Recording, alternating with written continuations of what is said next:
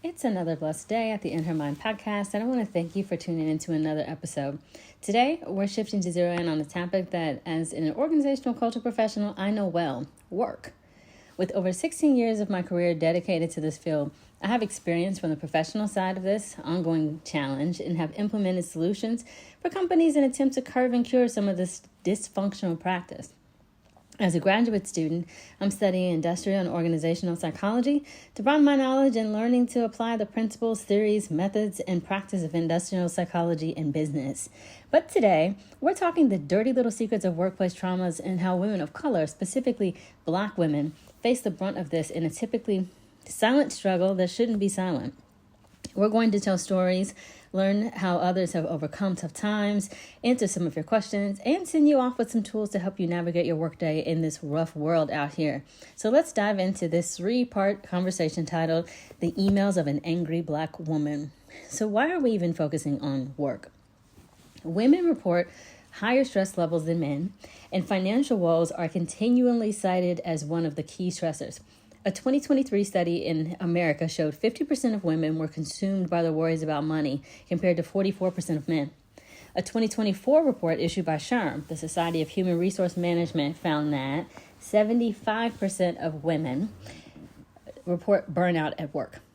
42% of women that are working say that their job has had a somewhat or extremely negative impact on their mental health over the last 6 months. That's a lot. And about half of working women report feeling stress at least once a day and a lot of the day, compared to 4 out of 10 men. With 75.5 million women in the workforce as of 2023, this matters. Whether there is a partner to share the financial burdens of the household or not, women are out here grinding with purpose, and it's impacting our well-being financially and mentally. One of my favorite authors, Minda Harts, she wrote about her experience as a Black woman navigating corporate America in her book, The Memo, that was released in 2018. Her book, The Memo, it opened my eyes to the fact that much of what I had experienced in the workplace wasn't specific to me at all. Other Black women had been subjected to microaggressions on the daily. Other Black women had also had to shrink themselves to keep others from feeling small. But they had to shrink themselves so that others could feel smarter. And that's for the sake of keeping the peace. That's a tough pill to swallow every day. I've been there. But it wouldn't be until years later that I would leverage some of the tools that Minda offered in her book to help me navigate these situations. And there's 2 key things that I want to share with you today that really stuck out with me. And one of those things is building your squad.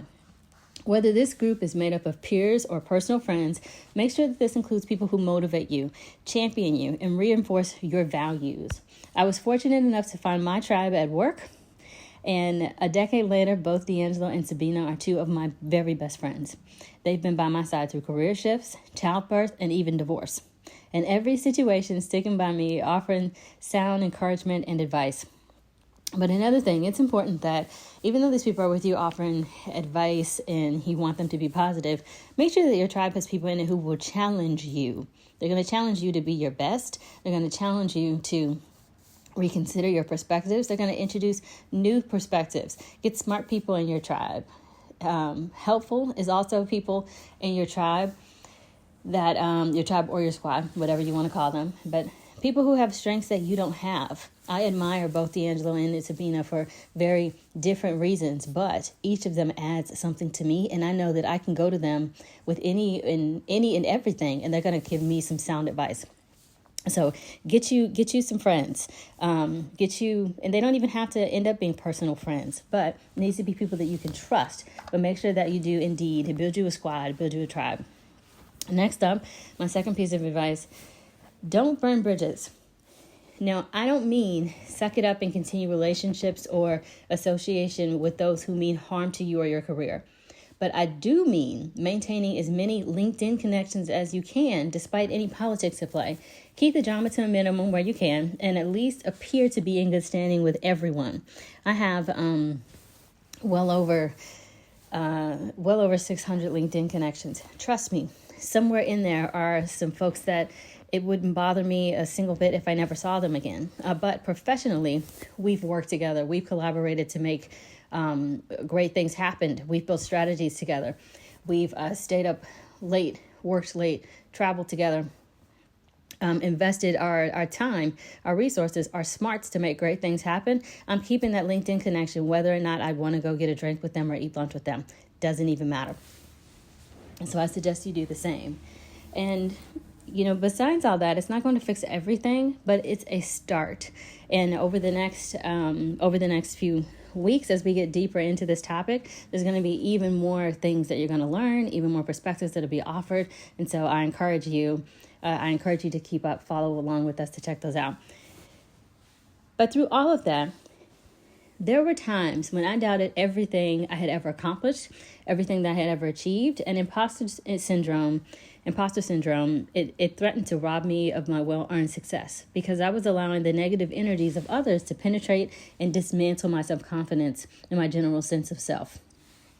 But what I've learned is that in any situation, life changes when we were operating in alignment with our greatest purpose and our highest self. It took me time to realize that things weren't happening for me in my life the way that I wanted them to, because I was living a life that wasn't truly meant for me.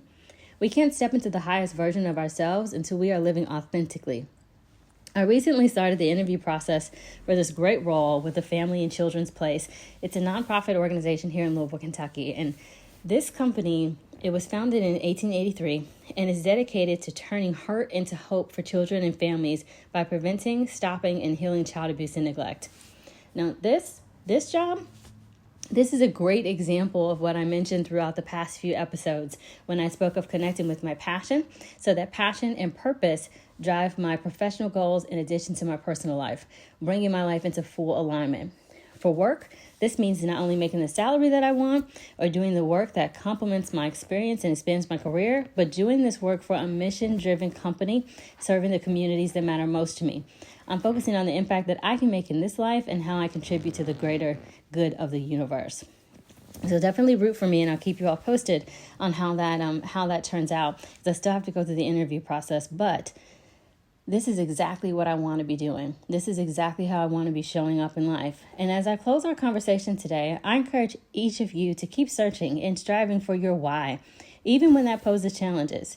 Next week, we'll continue this conversation for part 2, where you'll hear from a friend of mine who has her own stories to share about her experiences at work. This is an interview you won't want to miss. Have something to add to the conversation?